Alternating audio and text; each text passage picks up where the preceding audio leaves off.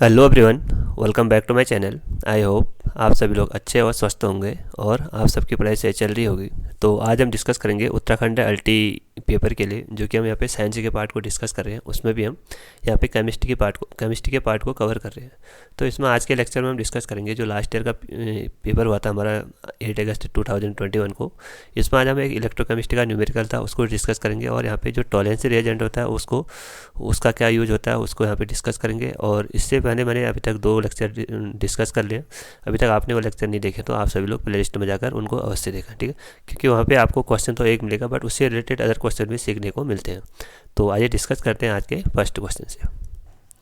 तो यहाँ पे फर्स्ट क्वेश्चन है, ये तो बेसिक क्वेश्चन था। The transition element belong to, जो ट्रांजिशन एलिमेंट होते हैं वो कौन से ग्रुप से बिलोंग करते हैं। तो आपके पास एक पीरियोडिक टेबल होती है, ये एक पीरियोडिक टेबल है, ठीक है। यहाँ पे हम इसको शॉर्ट टर्म में बना रहे हैं, और यहाँ पे आपके 2 ग्रुप हो गए, फर्स्ट ग्रुप सेकंड ग्रुप, और यहाँ पे ग्रुप 13 to 18 ग्रुप यहाँ पे हो गए। उसके बाद ग्रुप नंबर 3 to 12 तक यहाँ होते हैं, और उसके बाद एक यहाँ पे लास्ट में यहाँ पे आपने देखा होगा 2 ग्रुप और होते हैं, 2 पीरियड यहाँ पे और होते हैं, जिसको बोलते हैं एफ ब्लॉक एलिमेंट। तो सबसे फर्स्ट वाले को बोलते हैं एस ब्लॉक एलिमेंट है, बीच वाले को बोलते हैं जिसका ग्रुप नंबर होता है 3 to 12, इसको बोलते हैं हम डी ब्लॉक एलिमेंट है, और जो 13 to 18 ग्रुप होता है इसको बोलते हैं हम पी ब्लॉक एलिमेंट, और जो लास्ट में यहाँ होता है इसको बोलते हैं हम एफ ब्लॉक एलिमेंट है। तो यहाँ पे जो डी ब्लॉक है इसको बोलते हैं हम ट्रांजिशन एलिमेंट, इसको क्या बोलते हैं हम ट्रांजिशन एलिमेंट। तो इसका कौन सा आंसर सही हो गया, answer number 3 is the right answer. उसके बाद जो यहाँ पे एफ ब्लॉक है इनको बोलते हैं हम इनर ट्रांजिशन एलिमेंट, इनको क्या बोलते हैं इनर ट्रांजिशन एलिमेंट। और यहाँ पे जो ग्रुप एस ब्लॉक और पी ब्लॉक, एस ब्लॉक और पी ब्लॉक, इनको बोलते हैं हम रिप्रेजेंटेटिव एलिमेंट, इनको क्या बोलते हैं रिप्रेजेंटेटिव एलिमेंट, इनको हम बोलते हैं रिप्रेजेंटेटिव एलिमेंट, इनको हम बोलते हैं किसको, एस ब्लॉक और पी ब्लॉक को हम यहाँ पे कॉमनली रिप्रेजेंटेटिव एलिमेंट बोलते हैं। और डी ब्लॉक को क्या बोलते हैं ट्रांजिशन एलिमेंट, क्योंकि यहाँ पे देखो एक ट्रांजिशन की तरह वर्क करा दोनों के बीच में, एस और पी ब्लॉक के बीच में। उसके बाद जो एफ ब्लॉक एलिमेंट है उसको बोलते हैं हम इनर ट्रांजिशन एलिमेंट, यानी जो ट्रांजिशन एलिमेंट तो है उसके अंदर होते हैं, इनको बोलते हैं हम इनर ट्रांजिशन एलिमेंट। तो अगला क्वेश्चन है यहाँ पे, oxidation by Tollens reagent is used to detecting. Tollens reagent क्या होता है, एक माइल्ड ऑक्सीडाइजिंग एजेंट होता है, ये आपको आना चाहिए। टॉलेंस रिएजेंट क्या है, टॉलेंस रिएजेंट एक माइल्ड ऑक्सीडाइजिंग एजेंट है, माइल्ड ऑक्सीडाइजिंग एजेंट है। इसका काम क्या होता है, इसका काम होता है कि देखो जो एल्डिहाइड है चाहे वो एरोमेटिक हो, एल्डिहाइड चाहे आपका एरोमेटिक एल्डिहाइड हो या एलिफेटिक एल्डिहाइड हो, एलिफेटिक एल्डिहाइड हो, उसको ऑक्सीडाइज करके उसको ऑक्सीडाइज करता है किसमें, कार्बोक्सिलिक एसिड में, कार्बोक्सिलिक एसिड में कन्वर्ट करता है। यहाँ पे आप नोट कर लेना, चाहे आपके एरोमेटिक एल्डिहाइड हो या एलिफेटिक एल्डिहाइड हो, उनको किसमें कन्वर्ट करता है, उनको कन्वर्ट करता है सीधे कार्बोक्सिलिक एसिड में। और टॉलेंस रिएजेंट का वो कौन सा होता है सब्सटेंस है, AG NH3 का होल ट्वाइस, AG NH3 का होल ट्वाइस OH नेगेटिव, इसको बोलते हैं टॉलेंस रिएजेंट। इसका कॉमन नेम होता है अमोनिकल सिल्वर, ठीक है। तो अमोनिकल सिल्वर इसको बोलते हैं टॉलेंस रिएजेंट। जैसे हम देखो, जैसे कोई आपने यहाँ पे एल्डिहाइड लिया, जैसे आपने यहाँ पे कोई एल्डिहाइड लिया, चाहे वो आपका एरोमेटिक हो एलिफेटिक हो, और उसमें आपने डाला टॉलेंस रिएजेंट, उसमें आपने क्या डाला टॉलेंस रिएजेंट। तो यहाँ पे आपको जो भी आपने जब टेस्ट ट्यूब लिया उसके अंदर आपको एक सिल्वर कलर का एक यहाँ पे मिरर इमेज ऑब्टेंड होती है, मिरर इमेज वहाँ पे सिल्वर कलर का वहाँ पे आपको एक मिरर इमेज ऑब्टेंड होती है, ठीक है। उसके बाद तो वही शो करता है कि वहाँ पे जो कंपाउंड है वो एल्डिहाइड है, यहाँ पे कीटोन है। तो यहाँ पे आप एक पॉइंट नोट कर लेना, चाहे आपका एलिफेटिक एल्डिहाइड हो या एरोमेटिक एल्डिहाइड हो, वो टॉलेंस रिएजेंट को शो करते हैं। बट जो कीटोन होते हैं, जो कीटोन ग्रुप होते हैं C++O(R) ग्रुप, ये टॉलेंस रिएजेंट के साथ रिएक्शन नहीं देते। उसके बाद सेम इसी से एक रिएजेंट मिलता जुलता और है जिसको बोलते हैं हम फेलिंग रिएजेंट, ये भी एक माइल्ड ऑक्सीडाइजिंग एजेंट होता है, ये भी एक माइल्ड ऑक्सीडाइजिंग एजेंट होता है, ठीक है। इसका काम क्या होता है, देखो इसका काम होता है एलिफेटिक, इसका काम क्या है, इसका काम है एलिफेटिक एल्डिहाइड को, इसका काम है एलिफेटिक एल्डिहाइड को कार्बोक्सिलिक एसिड में कन्वर्ट करना, बट ये जो वैलेंसी रिएजेंट होता है ये ओनली एलिफेटिक एल्डिहाइड को ही एलिफेटिक एल्डिहाइड को ही ऑक्सीडाइज करता है। एरोमेटिक एल्डिहाइड और एंड कीटोन को एक ग्रुप ऑक्सीडाइज नहीं करता है, कीटोन को एक ग्रुप ऑक्सीडाइज नहीं करता है। उसके बाद जो फैलिंग टेस्ट, जो फैलिंग रिएजेंट होता है, ये 2 टाइप का होता है। ये 2 कंपोनेंट से मिलकर बना होता है। फैलिंग सॉल्यूशन 2 कंपोनेंट से मिलकर बना होता है। एक तो होता है आपका सॉल्यूशन ए, एक होता है सॉल्यूशन बी। जो सॉल्यूशन ए होता है, ये डायरेक्ट एग्जाम में पूछता है, इनको नोट कर लेना। जो सॉल्यूशन ए होता है उसको बोलते हैं aqueous alkaline copper sulphate CuSO4, उसको बोलते हैं एक्वस, उसको बोलते हैं फैलिंग सॉल्यूशन ए। और जो फैलिंग सॉल्यूशन बी होता है, इसको बोलते हैं हम सोडियम पोटेशियम टार्ट्रेट, या इसका एक कॉमन नेम होता है जिसको बोलते हैं रोचेल सॉल्ट, जिसको बोला जाता है रोचेल सॉल्ट। ठीक है, तो आई होप आप सभी को दोनों टेस्ट से समझ में आ गए होंगे। तो इसका कौन सा आंसर सही हो गया? इसका answer number C is the right answer. तो टॉलरेंसी रिएजेंट का यूज़ किसके लिए यूज़ करते हैं हम? टॉलरेंसी रिएजेंट का यूज़ हम करते हैं यहाँ पे एल्डिहाइड और कीटोन को सेपरेट, एल्डिहाइड और कीटोन को डिस्टिंग्विश करने के लिए। एलिफेटिक और एरोमेटिक दोनों एल्डिहाइड ऑक्सीडाइज होकर कीटोन में कार्बोक्सिलिक एसिड में कन्वर्ट होते हैं। उसके बाद यहाँ पे अगला क्वेश्चन है, what will be the electromotive force यानी EMF of the following cell at 25 degree Celsius. तो यहाँ पे आपको एक सेल दिया गया है, उसमें आपको E0 सेल, इस सेल की वैल्यू निकालनी है। तो इसको यहाँ पे आप लगाते हो एक नेरेस्ट इक्वेशन, जिसका इक्वेशन होता है E cell is equal to E0 cell minus 0.059 upon n log concentration of the product divided by concentration of the reactant. But इस क्वेश्चन में थोड़ा इनकम्प्लीट क्वेश्चन था, क्योंकि यहाँ पे ई सेल की इंफॉर्मेशन नहीं दी हुई थी। तो किसी भी सेल को कैसे आइडेंटिफाई करते हैं, देखो ये यहाँ पे प्लस हो गए। किसी भी सेल को कैसे आइडेंटिफाई करते हैं, देखो इसमें आपको ऑक्सीडेशन और रिडक्शन समझ में आना चाहिए। तो ऑक्सीडेशन क्या होता है? सबसे पहले आपको यहाँ पे ऑक्सीडेशन आना चाहिए। ऑक्सीडेशन क्या होता है? लॉस ऑफ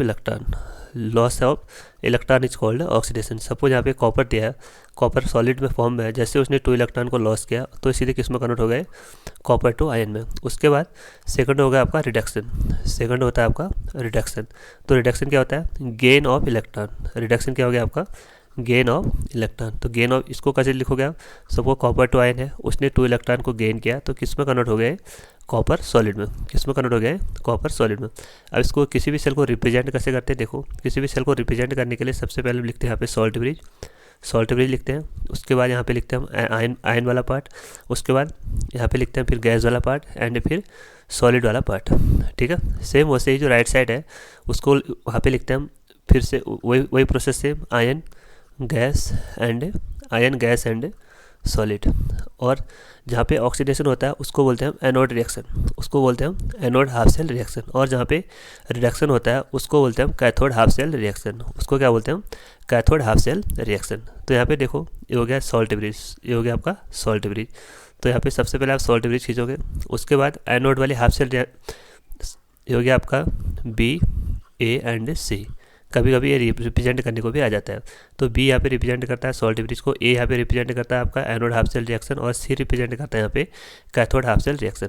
A यानी एनोड हाफ सेल रिएक्शन। यहाँ पे आपको एनोड हाफ सेल की रिएक्शन लिखना है। ये कॉपर सॉलिड है और ये एक्वस यानी आयन के फॉर्म में। सेम वैसे ही ये भी आपका एक्वस हो गया और ये आपका सॉलिड फॉर्म में हो गया। तो यहाँ पे रिप्रेजेंट करने का फॉर्मूला क्या है? सबसे पहले सॉल्ट ब्रिज, उसके बाद फिर anode half cell reaction. Anode half cell reaction में भी सबसे पहले आपको आयन को लिखना है, फिर गैस को लिखना है, फिर सॉलिड को लिखना है। तो यहाँ पे आयन कौन सा है? Copper two ion. और सॉलिड कौन सा है? यहाँ पे सॉलिड है, यहाँ पे आपका कॉपर। सेम वैसे ही आप राइट हैंड साइड भी क्या लिखोगे? सबसे पहले आयन को लिखोगे फिर सॉलिड को। तो यहाँ हो गया आपका कॉपर टू आयन और फिर क्या हो गया आपका कॉपर। तो किसी भी सेल को आप इस ऐसे रिप्रेजेंट करते हो। सबसे पहले आप यहाँ पे सॉल्ट ब्रिज को लगाते हो। सॉल्ट ब्रिज क्या होता है? ये एक इलेक्ट्रोलाइट का पेस्ट होता है जिसको हम यहाँ पे किसी भी दोनों हाफ सेल के बिटवीन में इसको ऐड करते हैं। इसका काम क्या होता है?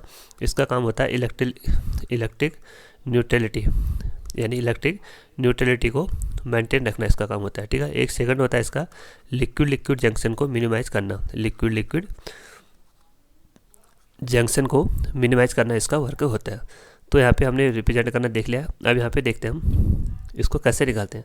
तो E cell is equal to E0 cell की वैल्यू क्या आ गई यहाँ पे? 0, क्योंकि दिया नहीं है तो 0.05 59 अपॉन एन क्या है यहाँ पे नंबर ऑफ इलेक्ट्रॉन, यहाँ पे कितने इलेक्ट्रॉन जा रहे हैं यहाँ से, अभी आपने देखा कॉपर से जैसे आप कॉपर टू आयन में कन्वर्ट हो रहे हैं तो यहाँ पे 2 इलेक्ट्रॉन यहाँ पे आपको मिल रहे हैं, तो यहाँ पे एन की वैल्यू कितनी होगी आपकी 2। उसके बाद log concentration of the product, ये वाला पार्ट आपका प्रोडक्ट हो गया, ये वाला पार्ट आपका प्रोडक्ट हो गया, तो यहाँ पे इसकी वैल्यू कितनी आ रही है आपकी, इसकी वैल्यू आ रही है आपकी 0.01।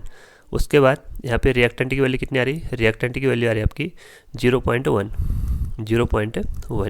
यहाँ पे आप सॉलिड वाले पार्ट को नहीं लेते, उनका कंसंट्रेशन जैसे आपका सॉलिड फॉर्म हो या लिक्विड फॉर्म हो उसका कंसंट्रेशन हम हमेशा 1 लेते हैं। ओनली यहाँ पे हम जो आयन वाले पार्ट होते हैं या गैस वाले पार्ट होते हैं उनका यहाँ पे हम कंसंट्रेशन लेते हैं। तो यहाँ से हम जब इसको सॉल्व करेंगे तो E cell is equal to E naught cell की वैल्यू 0 है माइनस 0.059 अपॉन 2 लॉग वो क्या था आपका 0.01 डिवाइडेड बाई 0.1, ठीक है।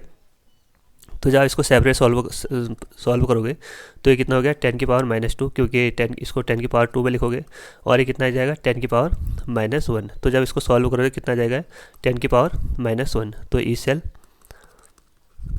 Is equal to 0 minus 0.0599 upon 2 log 10 की पावर -1। और ये किसी भी लॉग की प्रॉपर्टी क्या होती है, देखो अगर किसी की लॉग x की पावर y है तो इसको कैसे लिखते हो आप, y is equal to log x। तो यहाँ पे x की वैल्यू क्या है -1, तो ये हो गया आपका -0.059 अपॉन 2 इंटू -1 और उसके बाद -1 log 10। तो log 10 की वैल्यू कितनी होती है, log 10 की वैल्यू होती है 1। तो यहाँ से निकलेगा आपका E cell is equal to -0.059 upon 2 और इंटू -1 यहाँ से, तो log 10 की वैल्यू कितनी है +1, तो यहाँ से माइनस माइनस प्लस हो गया। तो इसको जब आप कैलकुलेट करोगे तो इसकी वैल्यू कितनी आ जाएगी 0.02 और ये हो गया आपका 95 वोल्ट। तो कौन से ऑप्शन में है, ऑप्शन नंबर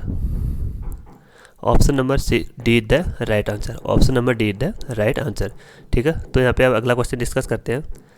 यहाँ पे एक और क्वेश्चन है, the difference of the average energy level between the substrate and transition state is known as. यहाँ पे आपको एक केमिकल काइनेटिक्स से लिया गया क्वेश्चन है, जब आप पोटेंशियल एनर्जी और रिएक्शन कोऑर्डिनेट के बीच ग्राफ खींचते हो, सपोज यहाँ पे आपका रिएक्टेंट है और यहाँ पे आपका प्रोडक्ट है, आपको रिएक्टेंट को प्रोडक्ट में कन्वर्ट करना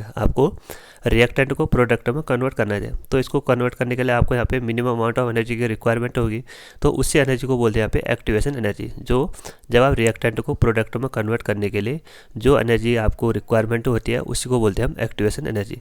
बट एक्टिवेशन एनर्जी सबसे पहले यहाँ पे कन्वर्ट होती है, आप यहाँ पे किसको क्रॉस करते हैं, सबसे पहले ट्रांजिशन स्टेट को। ये हो गया आपका रिएक्टेंट यानी सबस्टेट और ये हो गया आपका ट्रांजिशन स्टेट। इन दोनों के बीच को क्या बोलते हैं आप, इन दोनों के बीच को यहाँ से यहाँ तक कि इसके गैप को बोलोगे आप रिएक्टेंट एनर्जी ऑफ ना एक्टिवेशन एनर्जी ऑफ रिएक्टेंट, और जो प्रोडक्ट है यहाँ से और यहाँ इसके बीच को क्या बोलते हैं आप एक्टिवेशन एनर्जी ऑफ प्रोडक्ट।